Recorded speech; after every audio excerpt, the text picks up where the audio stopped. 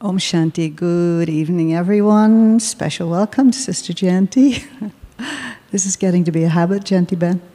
We just did an interview in Peace Village celebrating the 40 years of service in the US.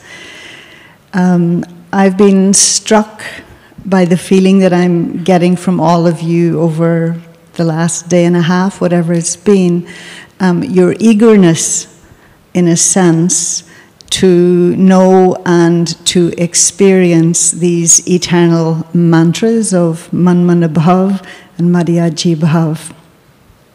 And so Sister Jayanti is going to help, not least, in getting us to better understand how it might be possible to be in a more constant state of Man Man Bhav. And so the thought was that we sometimes need to go back to the beginning and re-look at what we think or what we assume we know. And so I would like to hear again, after all of these years, an actual translation of the word, a breakdown of the word Man Man Bhav. Probably was one of the first Sanskrit terms any of us ever heard. And we translated one way, but I think there's a depth to that, and Sister Jayanti can help us understand that as a step one. Om Shanti. I've never studied Sanskrit, and I can't claim to know the detail. But if you look at the word bhav, it's the word that comes every time there's a blessing. And it doesn't always get translated and come across in that way in the English, but when a guru is giving blessing, may you have many sons, putravan bhava, may you have a lot of wealth, dhanvan bhava. So the word bhava is that indication of a blessing. And so it's the blessing that you should focus your mind on the one. And so God reminding us that it's a gift of the confluence age to be able to focus our minds on God. I remember when a senior yogi from Madhuban had come to London, and he described it as the most beautiful gift of the whole kalpa, the most beautiful treasure of the whole kalpa, that this is the time when we can focus our mind on God and experience all treasures from God. And so if something's interfering, then this is a huge, huge loss. And so he'd been asked a question, and his answer was very beautiful. We usually translate it as be mine with your mind, right? It's like a very personal invitation from God. It is. Focus your mind on me. Focus your mind on me. I always think of it as the invitation into belonging, you know. If you think about any relationship, yes, there's that stage in which you're totally connected with the buddhi, but there's another stage in which your mind is drawn to an individual. And so the drawing of the mind, the attraction of the mind is what connects you with them. And the difference in an invitation from a human being to be mine and the invitation from God to be mine. There's always a bit of a suspicion if a human being says, I want you to belong to me. Yeah. There are control issues at work, possessiveness, attachments, and you never know how long it's going to last. That's basically the question. And what is it that they want from you in return? And so there's always a motive in human relationships. And when someone says, I want you to belong to me it smacks of a lot of possessiveness there and control. And I don't like it. And why does God want us to belong to Him? God wants us to belong to Him so that He can imagine a stone, and the stone being chipped away, so that then that perfect image can be created. So God says, if you belong to me, I'll make you perfect. And if I say, no, I don't want to belong to you, I want to go here, want to go there, I want to do this, I want to do that, God will say, okay, fine, that's your choice. But then I'm moving out of that range in which there's a total protection and a total transformation at work. Okay, so in terms of time, how does Man Above help us in dealing with the past, in the present, and going into the future? Not necessarily the stage of Mariaji Bhav, but just dealing with time very specifically, and first and particularly the past. If there are things that are spinning around in my mind, I can't be Manmana Bhav. You can't be what? Manmana Bhav. Okay. And if I consciously decide to come back to the stage of Om Shanti and put a full stop, the Om Shanti is the break that allows me to move further to Manmana Bhav. You've got things spinning around and you say, now I'm going to remember God. It's difficult. But if from that stage of the spin you use Om Shanti, okay, let me get back to my center point of peace. Let me come back to that inner being that is peaceful. And if I come back to that, then in the awareness of who I truly am, then my mind can turn to God. And so, yes, God then gives me the experience of joy, of love, of peace, and the things of the past can be forgotten. Think about the healing that takes place through God's love. And so if God wasn't a healer, if God wasn't the ocean, the unlimited ocean of love, how could I forget the sorrow of the past? Mm-hmm. When Baba talks about liberation, Baba points out how God is the one who liberates me from sorrow, mm-hmm. and then secondly, is the one who liberates me from the vices and thereby all bondages. But first and foremost is the liberation from sorrow. And so God helps me deal with the past and be able to first heal and then forgive. And that's Manmana Bhav. And then truly I can be with God now. If I haven't forgiven, then that's always going to be the thorn that mm-hmm. pulls me back. Absolutely. And so I'm not even thinking so much about the future, but more about the present. Mm-hmm. Because then my relationship with God influences the way I think and do and speak, and so that will then create my future. But the role of God's love and Manmana Bhav is absolutely vital to be able to finish the past. Otherwise, people say let go and let God. They use that term, mm-hmm. or they even say let go and forgive, but it's so difficult for them because they don't have that experience of someone giving them support and helping them let go. Perhaps it's inferred, although not stated categorically, but why is it that the request is for the mind rather than the intellect or the heart to focus on Him or belong to Him? We've had this discussion with Dadi from time to time. Yeah, because Baba uses both expressions, mm-hmm. Buddhi Yoga, mm-hmm. and when we are describing what is Raj Yoga, we say it's Karma Yoga, it's Buddhi Yoga, it's different types of mm-hmm. yoga, but especially Buddhi Yoga.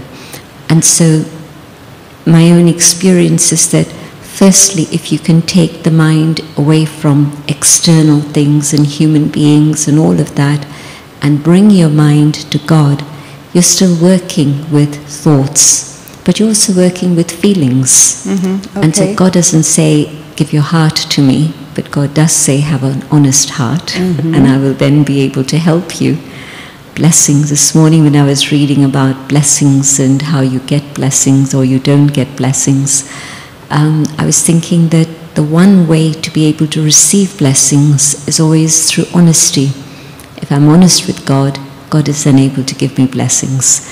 And so, yes, the mind, when we're talking about the division of the mind, intellect and so on, so we don't separate the subject of heart, but heart is the aspect connected with feelings.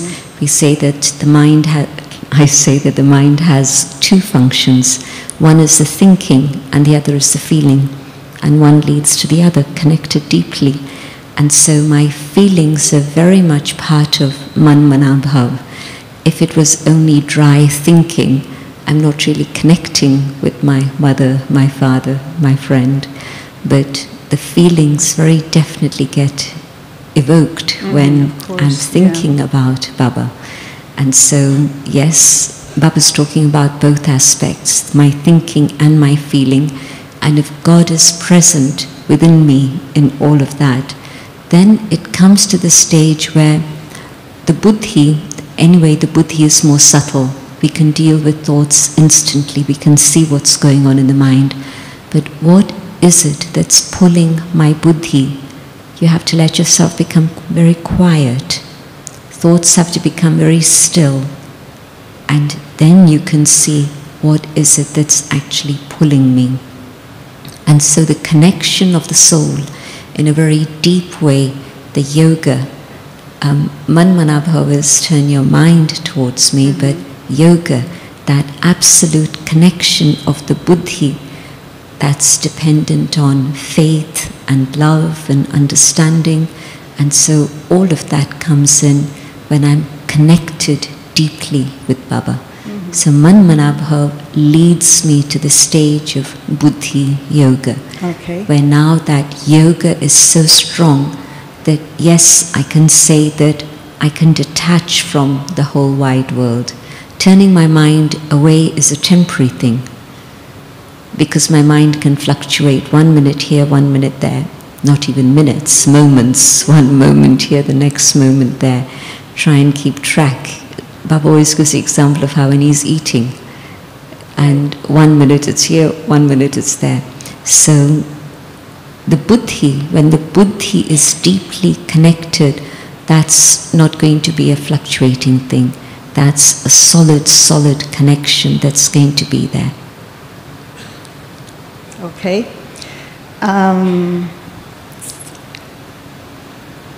So maintaining that connection, or maybe you've just in a way answered it, you know, what does it really look like? You know how sometimes you'll see people and they're in a very Avyakt stage and they're eating their food very slowly and very deliberately, where it looks very weird actually, it looks very strange. So what does it look like to be man mana bhav? I think if you explore what's going on in the mind, and if my thoughts are filled with Baba, if my mind is focused on Baba, then yes, probably I won't be doing things in a rush, I won't be spilling my food, and so it will be softer and more gentle and calmer than otherwise. But I think sometimes people don't really understand what is the Avyakt stage. Yeah. But yes, if now, for example, my thoughts are focused on Baba, then there won't be anything harsh that comes out of my lips, because I'm connected with the ocean of love, the ocean of compassion. And so I think that you can see that there's a softer aspect of the personality that starts coming out. There's a sweeter aspect of the personality that starts operating. And so, you know, there's that mantra that we used to have written up on the walls in Madhuban. Speak softly, speak slowly, speak sweetly. Yeah.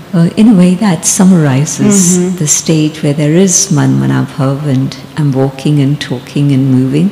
but it's a different quality that comes through. Yeah, no, go ahead. I was just thinking that when we see the Dadis, Dadi Kamarka, Dadi Janki, Dadi Gulzar, then you could feel in their presence that they're not concerned with this thing, that thing and the other thing. They're concerned with keeping Baba close to them and keeping their minds focused on Baba, because it's going to be that that's finally going to resolve the situation. And so just, again, teasing apart the different things. So one is inaction and relationship, and that would be a manifestation. What is Manman Abhav in terms of, say, the subtle region, and what is Manman Abhav in terms of the incorporeal? What would be the experience or the focus? When I think of BapDada, not Avyakt BapDada, but BapDada as Shiv Baba, Brahman Baba, then my conversation with BapDada is the Manmanabhav, in which my thoughts are connected with Baba, I'm speaking to Baba, and Baba's not here in the physical form, Baba's in the subtle region, and I can also feel myself no more in the corporeal, but when there's a sweet communication happening with BapDada, then I'm in the subtle region. And I feel that it's very natural and easy that Baba's pulling me out of my stage of the gross to that subtle area where I can now communicate through my thoughts, my mind, with God. But God not just as the point of light, but God here through this angel, not any more the human being, but the human being who became the angel. And the seed stage that Baba talks about, and each one of these stages are important themselves. So it's not that it's only the seed stage that is important, but each of these different stages is helpful for me to come to that point where then it's just I, the incorporeal soul, in my original form of purity and peace, and it's Shiv Baba then, not just BapDada, but just Shiv Baba, the incorporeal being of light, and Baba giving me all that I need directly coming to me from the source. And in that stage then, that's when my sins are being settled and the accounts are being cleared, and my sanskars are actually changing through that stage. And I feel very fortunate because Baba gave me a glimpse of that right at the start, in the sense that in that drishti, in which Baba's eyes were like the magnet that were pulling me, and so it was Baba moving me from just seeing that angel of light, even though Baba was still here in the physical form, but moving me from seeing first the physical to the angelic, and then just God and myself in Paramdham. So it was just a few moments, but that experience I understood afterwards was like a preparation to give me a glimpse of what is possible, and to be able then to relate it and work with it. Yeah, I can relate to that.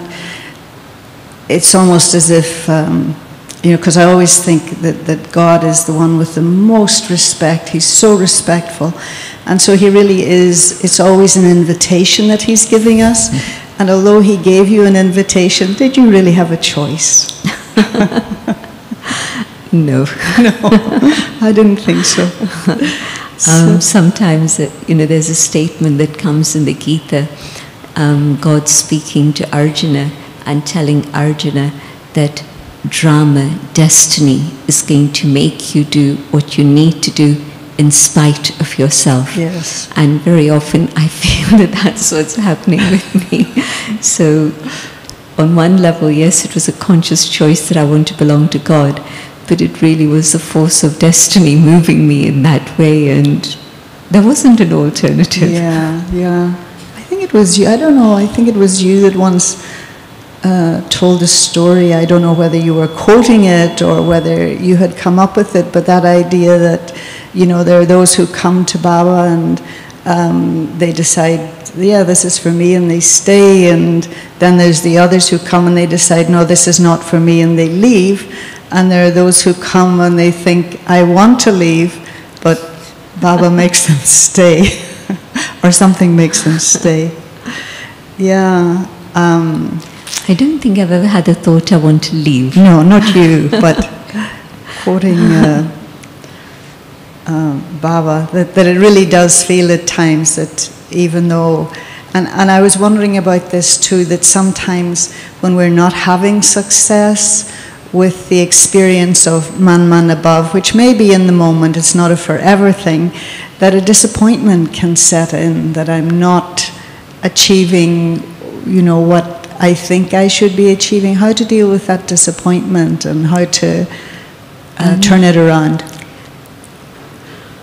My experience is that there's always a reason why I'm not able to be man-manabhav. And so, at least for myself, there have been phases when it's been very challenging, but I can identify why it is my mind isn't stable in God's remembrance. And so I know that I have to deal with whatever it is that's come, so that then I can get back to that experience. And so sometimes it may have been saying the wrong things, doing the wrong things, sometimes just thinking the wrong things. Right. And so it's so easy for the mind to get critical. And so especially where the critic sets in. And so at that moment I know that the result of this is going to be that the mind isn't going to be stable in God's remembrance. And so because I can understand why it's happening, sometimes I've got disappointed with my sanskars, but I've never got disappointed with the fact that my yoga isn't as strong as I would like it to be. Oh, interesting. So, yes, I know my sanskars are deep because I think I've dealt with it and it comes back again. And so I say, well, what's going on? And then I say, even in that, two things help me. Knowing that it's actually because I haven't got to that stage of enough yoga to be able to change my sanskars and melt the alloy and take it away. And so I've got a way to go there. But also the feeling, a little bit back to your earlier point, but the feeling has always been that Baba wants me to stay with him. Beautiful. And I keep getting evidence of that, confirmation of that. And so because of that, then I say, well, Baba has faith in me, and so I need to have more faith in myself. And so that helps me get up from the dust of the sanskars and start making effort again. I love that. I know this wouldn't be the case for you, but it may be for some of the rest of us, where sometimes something becomes so large, it's like, CinemaScope or whatever is the biggest screen you have nowadays, on our mind, an incident, a situation or whatever, but it's like as if it's on an endless loop. How do you insert Baba's remembrance into that? I love what you just said, that reminder that, Baba really wants me and Baba has faith in me. But anything else that can help? This is like I know it's a lower level, but what would you suggest? No, not a lower level at all, because these things will keep happening until the end. And over the last few years, there's been a big story that I'm dealing with. And I have to keep asking, well, to what extent is it my sanskars that have created the situation? But really, it doesn't seem as if sanskar story is the main intervention. It's a big story on its own. And so my sanskars maybe have contributed a little bit, but I'm now having to deal with this particular story. And it's not shifting. And every time I really start thinking, you know, this is enough, this is too much now, next day in the Murli, there'll be something that comes either in the body of the Murli or in the blessing or the slogan.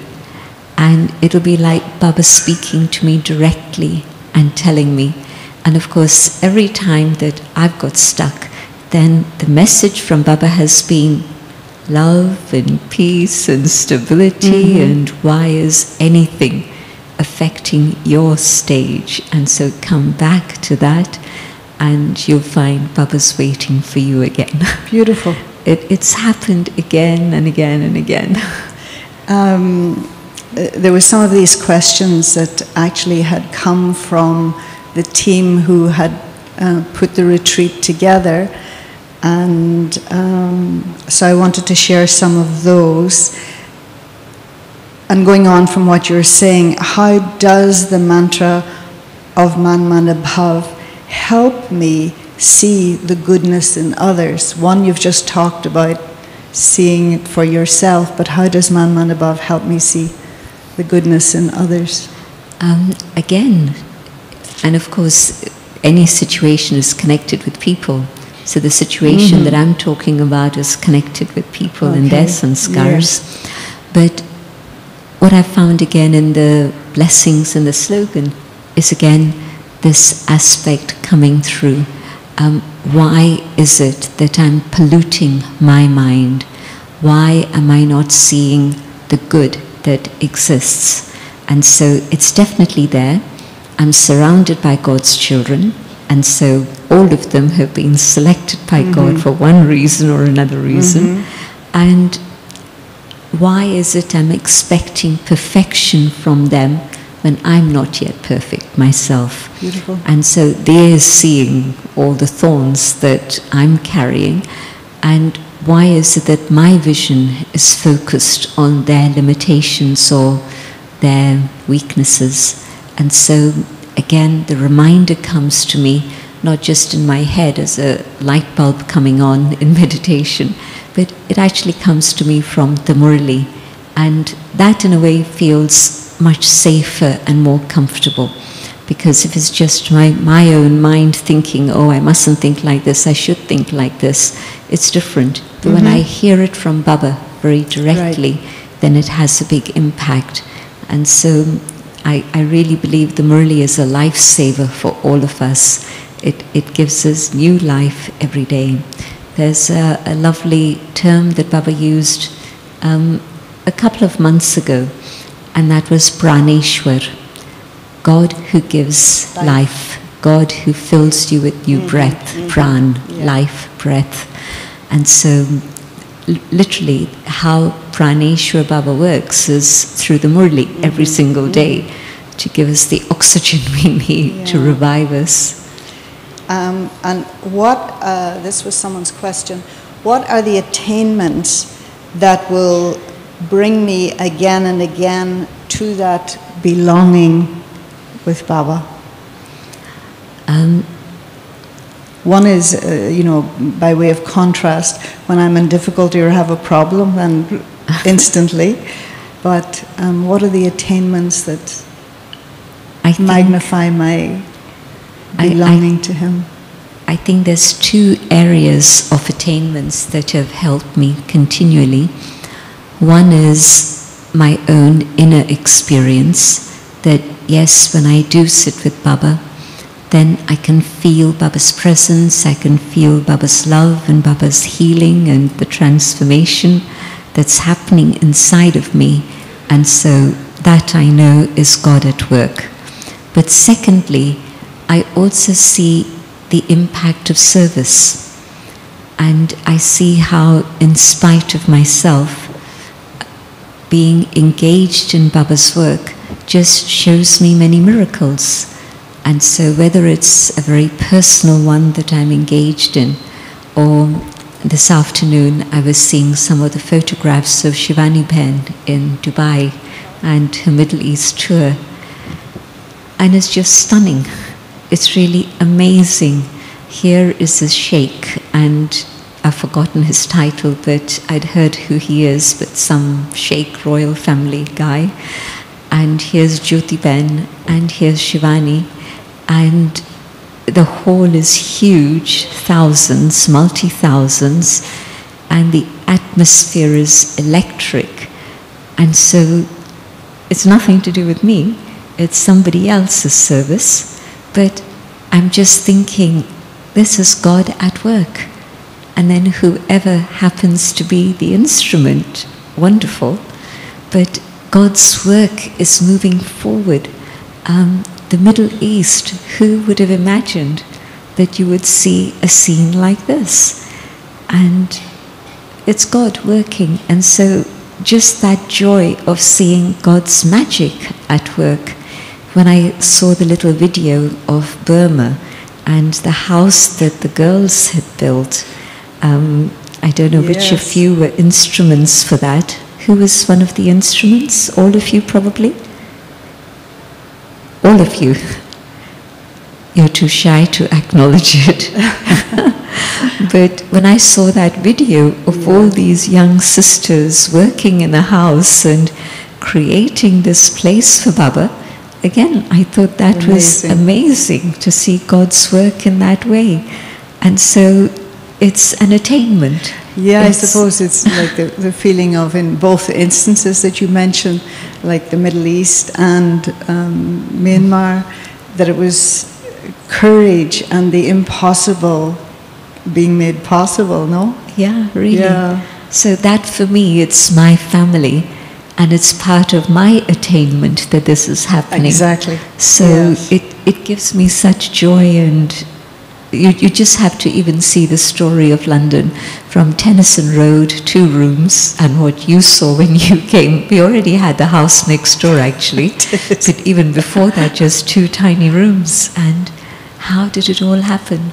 So if you want to revive yourself, just think about the experiences you've had in whichever center, whichever country you belong to, this birth physically, but just see how it's all happened. And I was hearing about the program that happened here at the end of September, and yesterday Nirabhai was commenting on it and saying that until the last week, of course, nothing was confirmed, but then within the last week, the Home Minister came, and he's the second in command of India. President is, right, sort of like figurehead. Then you've got the Prime Minister, then the next is the Home Minister. And so the Home Minister actually came to Madhuban. Now, from where Baba speaks about not getting 3 feet of land, coming this far in just 60 years, it takes thousands of years for religions to be established. But for God's work, it's taken 60 years to come on the world map, on the scene of the world. Mm-hmm. And secondly, the Chief Justice came.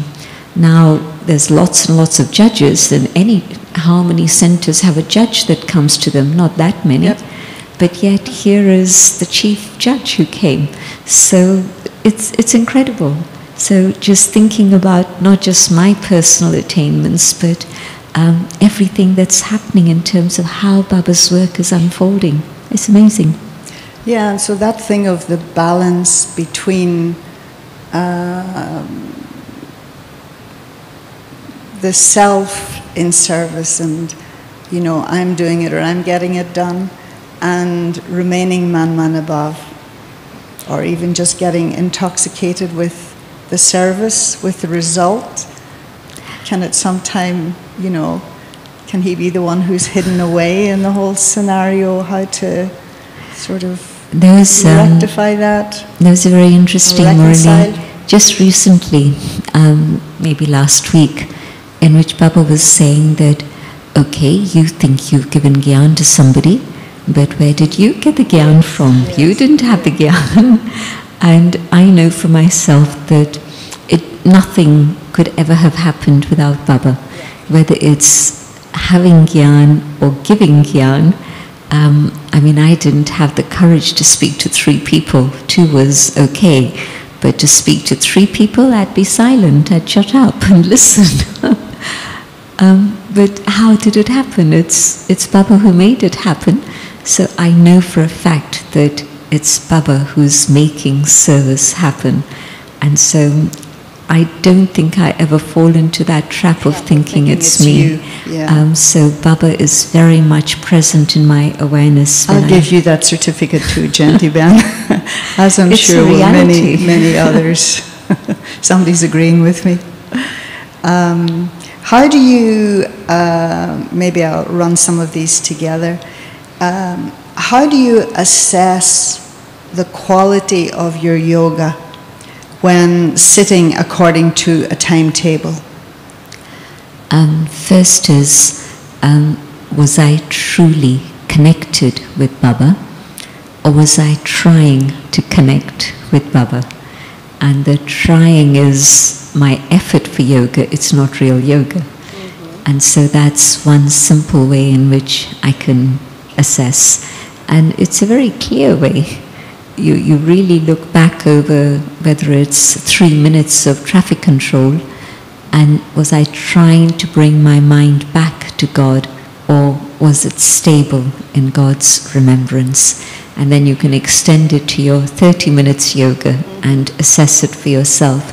And I think that that assessment after each time you've sat in yoga is very fruitful. It gives you a very clear picture. Even the 3 minutes traffic control can tell you if you're on track or off track. And if the 3 minutes have been fidgeting and thinking, I want this music to finish. This was an interruption, instead of thinking and appreciating that opportunity. So you can assess yourself pretty well. And of course the second is the experience that I've had in terms of what I felt. Did I feel God's love? Did I feel that genuine peace within me that's so stable that I can tolerate whatever else it is that's going on around me? Or was it not such a deep experience? And of course the third is, how quickly am I shaken by the things that are happening? Or am I able to keep that feeling of Baba's presence with me, even though the meditation is over officially, but now I'm engaged in action and doing the things I need to do? Am I able to retain that feeling? Someone has suggested that we should effectively be different after every experience of meditation, and I suppose that will show us. And sometimes it's a question of duration. Sometimes it lasts for a long time, and sometimes we lose that a little bit more quickly. Even the 3 minute yoga, the duration of the impact of that shouldn't be just one moment, but it should be for some stretch of time. And so Amrit Vela, and I instantly get into activity, or evening yoga, and I instantly getting into. So it's fine to talk, but there's a different consciousness with which you approach talking if you've been with Baba in a very deep way. I suppose most of us came for the meditation, or many of us, and we know that the end will be like the beginning, and those intense bhattis and everything else. But do you think that if we were told now, okay, no more service, that we could all just sit in yoga? It's a good question to ask everyone. Could we? I'm not sure these little girls are understanding. Are you getting translation? I'm not seeing many hands go up. I saw one hand go up. I think we know ourselves pretty well, and I think we know that we are creatures of action, and we want to engage, and we want to do things. So yes, the timetable Baba's given us is great, but can I extend it to 3 hours? Never mind all day. Never mind, yeah. But even if somebody tells me 3 hours, not just walking around and moving around in silence like we do with the Call of Time guests, for example. We give them a space of about 6 hours of silence. And so for them, even to just shut up and not communicate for 6 hours, when they do it the first time, they're a little bit hesitant. Can I manage it? Then mostly they have a very good experience. Yes. One or two don't, Yes. but mostly they do. So I'm not even talking about 6 hours of moving and, doing what you want to do and yet still be in silence, but actual sitting down, tapasya. I think an hour and a half is quite a big stretch to achieve. 2 hours, I wonder. 3 hours, I seriously question it. It helps when you're in the gathering, though, I think. But 3 hours, how many of us can sit with stability for 3 hours even? And yes, definitely, trying to do it on your own is very different to doing it in a gathering. And so the collective energy is very powerful. It's very powerful. And Really helpful. One lovely example is where we have been able to achieve a lot is when actually Avyakt Baba would come. And Avyakt Baba's presence would carry us from 7 through to 11, 12 or 4 o'clock in the morning. And beyond. But that was also not just sitting in one place. We'd get up, we'd move, we'd go on the stage, we'd have a chat with Baba, There was lots of activity within that too. But it was really that sense of just manmanabhav. You weren't thinking of anything else or whatever. Yeah. So we have had that experience of hours and hours of being with Baba, which is such a precious experience. And I know that most of you have only experienced Baba from say 7 to 10, max 10:30. And now even that experience has gone away. And so Dadi Gulzar is still in Bombay. And where are we today? It's the 9th.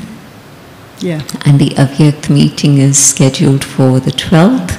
And I think it's going to be an Avyakt meeting rather than a meeting with Avyakt Baba here, but rather the invitation is for us to go to the subtle region and be with Baba there. And so that's going to be a different experience. I remember asking Brother Anthony, and not that long before he left us, if he had the choice, would it be to continue with what he was doing in terms of looking after a center, a country, service, etc., or just being in a cell in silence? And I know he was very sincere when he said the second thing. I think there are some who are monastics and prefer absolutely, that. Absolutely. Because that soul was not really engaged in administration, not really engaged in technical things. Even to switch on the sound system, you'd say, let somebody else do it. So I can see him as a monk in some past. Absolutely. Absolutely. But how many of us would be monks and nuns? Not many. Not me. So this thing again of man above and surrender. So which is the method and which is the result? I think manabhav is the method. Letting my mind go to God, and as my mind goes to God, at least again I speak from my own experience, as I experience that more and more in a very beautiful way, I began to appreciate what a life of surrender could be and how beautiful it would be. But I also have to acknowledge that it was seeing what service can do for people that was part of my then very clear vision that I want to surrender. And nobody could shake me from that. You mean service in terms of how it changed people's lives and that, rather than numbers or... No, right, nothing to do with numbers, but I had the opportunity of being with Dadi Prakashmani and a whole group. This was in Mahabaleshwar, and until then I'd just seen one little center and people coming to that little center and I still saw them the same as they were when I knew them as a child. And so as a teenager, I was still seeing them the same. So that didn't really impact. But the Gyan had an impact, the yoga had an impact, and then seeing service in a big way. And so there was this town hall that had been taken in this mountain resort, Mahabaleshwar, and it was the summer days, and they'd taken a boarding school where about 40 of us stayed, and we'd go to this hall where the service was happening, and I knew nothing about service. I didn't even know what these pictures in the exhibition were about, and they were in Hindi writing, and it was all beyond me. But I'd see people come in, and they'd be taken round through the exhibition by somebody else, and I'd see their face change in that 40-minute span. And by the time they left that hall, their faces had changed. And I could see a visible transformation through Gyan. And so that was partly my reason for surrender and my desire for surrender, that this is the impact that Gyan can have in 40 minutes. Now, then I was also feeling the impact of Gyan in my own life. But yes, it was my experience with Baba, and through that then the sense that this is what I want to experience more and more and more. So there's what we traditionally see as a surrendered life, but then surrender is a moment-to-moment thing as well, no? But also not just in that traditional way of surrender, but where I truly say, I belong to God, and now I want to do what God is telling me to do. And so where my mind is now ready to be obedient to God. So surrender in that way.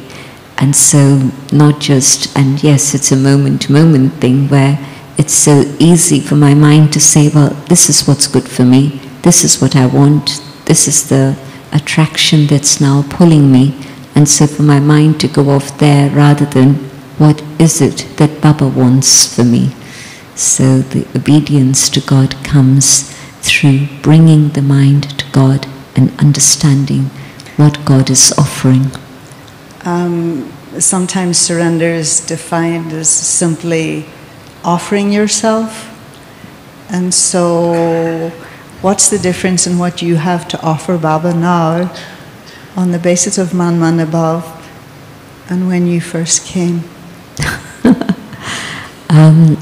Baba says how he's a very innocent a businessman who's ready to take all the rubbish and give you so much in return. That when I think what I was offering God, and I didn't know my sanskars, but God knew me inside out, and yet God accepted me as I was, whatever it was, and God knew my whole story. And still, God had the love and compassion and generosity to accept me. And today, I know more about what it is I'm offering God. And I still am amazed at God's compassion.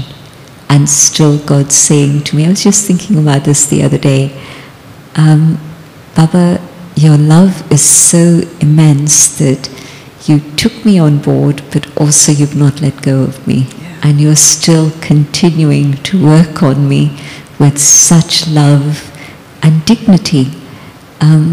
There was a moment when I was on stage with Avyakt Baba, and I hope nobody gets jealous of the opportunities we've had to be with Baba, but fortune, drama, it just happens, so you can't make it happen. But I was sitting there, and there were other people around, of course, and this was in Diamond Halls, was the big stage. And Baba held my hand for a moment and said, you know what Baba wants you to do. And I knew what Baba's telling me, and I just said like this, yes, Baba. And it struck me at that moment that it was just me and Baba who knew what Baba was talking about. Yes. And so Baba didn't spell it out and say, beautiful, you should be doing this, this, this, and this. And so that was God's grace and dignity and making sure that He keeps your dignity. Yes, yes. It was a very beautiful moment for me to experience that, and I've never forgotten it. Yeah. So today also, the signals that Baba gives are filled with compassion, and God wants me to maintain my dignity, but God also is making sure that He holds me in that state of dignity. In the same way that, and I know this experience too, of the feeling that it was a very old covenant, even from another lifetime, and not necessarily, last kalpa, but that there was this covenant with God. And from the first meeting with Baba, he reminded me of it. I didn't have a clue what he was talking about. But then over the years, maybe 30 years later, you become aware, yes, this is an old agreement between you and me. How can we help others? What would you suggest for others to become aware that they too have that covenant, that agreement with God, and that it's set in stone in a sense, that He wants for them and from them what it is He wants for them and what it is He wants from them? Sit in Baba's room and take drishti from Baba.